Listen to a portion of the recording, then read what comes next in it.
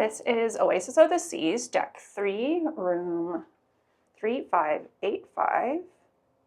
And it has a very interesting, unique layout with this L-shaped room with this extra long hallway beginning at your door, and then you turn left into your interior cabin. And then from here, it's a fairly typical interior cabin.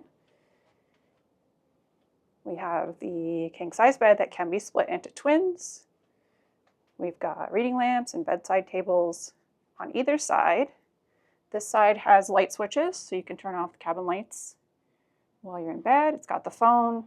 There are no outlets beside the bed, which was a bit annoying. And in fact, before I show you anything else, speaking of outlets, this is the only outlet in the whole room. And it's got 3 spaces to plug in. This one, unfortunately, doesn't work unless you're physically holding it, just because it's so loose. There are other outlets under here, but they're not very practical to use. But just in case you need a different kind of outlet, those are your only options. There is also one in the bathroom that does not work unless you're physically holding it up. So not very useful. But anyways, there's the bed. There is a sofa over here that could sleep another person as well. It's a fairly large sofa for an interior room. Over here, we've got some good storage over top of the TV. And then there is a mini bar that comes empty. It kept drinks cool-ish. Definitely didn't keep things super cold.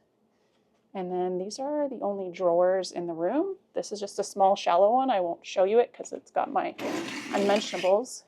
This one I stored my bathing suits in. It's a fairly deep drawer. And then this one has the included hair dryer. It's a Conair. It's pretty small, but it got the job done. And I kept it out here because I had to plug it in there because plugging it in the bathroom just did not work. All right, there is extra lights right here for the mirror. Hello, I just got back from Coco Cay, so excuse the disheveled look. There is a cupboard right here. Some shelving. And actually, there's another one under here. I didn't even notice till right now. Extra storage. Over here, we've got some of the room service menus. And then there's a couple of hooks over here to hang stuff, which is handy by the door. Got a nice full-length mirror on this side. And then this is the wardrobe, double-sided with sliding doors. This side reveals shelving, and it's got the in-room safe, which I think I have locked right now. I do, but it's very small, but it can keep your passport and some money. It wouldn't fit a laptop or anything like that. So a decent amount of shelving. And then the other side is a bit more convenient to access. Room for hanging stuff. There is a shelf up high, fairly shallow, but I've just been using it to shove my dirty clothes when I'm done with them. Some good hanging space, not a ton of hangers available, although I'm sure I could have asked for more. And I kept all my shoes and my shopping and bags and stuff on the bottom of the shelf. So it was more than adequate space to store stuff. And then over here, there is climate control for the room, a master switch to turn off all the lights, except because of this weird extra long hallway, which I suppose if you brought like magnetic shelving or hooks, you could actually make good use of this space. Or I don't know, do some yoga or cartwheels or something.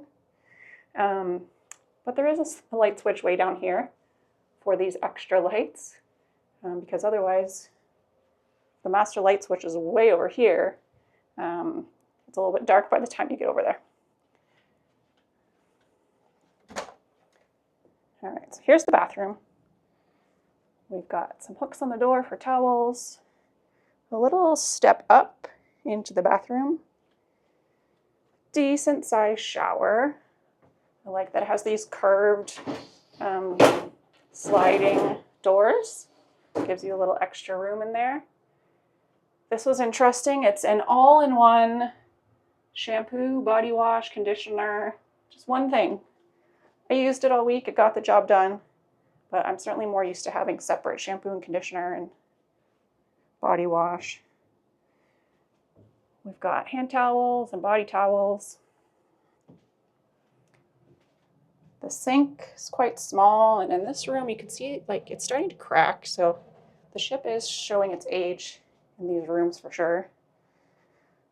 Standard toilet, some shelving over there. There is storage under here as well. There's a trash can there, but then they've put this other trash can out here, I guess, just to make it more obvious to not throw stuff down the toilet. And then over here, lots of storage again, even a little drawer, kind of showing its age. You can see around like the mirror, different parts are a little worse for the wear. Nothing too terrible though. Definitely clean, well taken care of. And yes, speaking of outlets again, there is this outlet here, but it's so loose you can't plug anything in and leave it there. If you plugged something in and held it up there, that would work, but who wants to do that? So that is the tour of the room. I have enjoyed this room. Some people warned against having a room on deck 3 because right above here is the casino. I had no trouble with that at all. It did not bother me noise-wise. In fact, I heard next to nothing. And the reason why it is shaped this odd way is because there's an escalator running right under here, because the gangway escalator is right there, right outside the room. So it was a very convenient location. It's right next to a bank of elevators, right next to the main dining room. So super handy location overall. I found it very quiet. In the morning, I did hear a little bit of noise when they're setting up the gangway, but heck, if I was still sleeping when they're setting up the gangway, I wanted to wake up anyways. So that's that. That's my tour of this cabin on Oasis of the Seas. Hope that helped.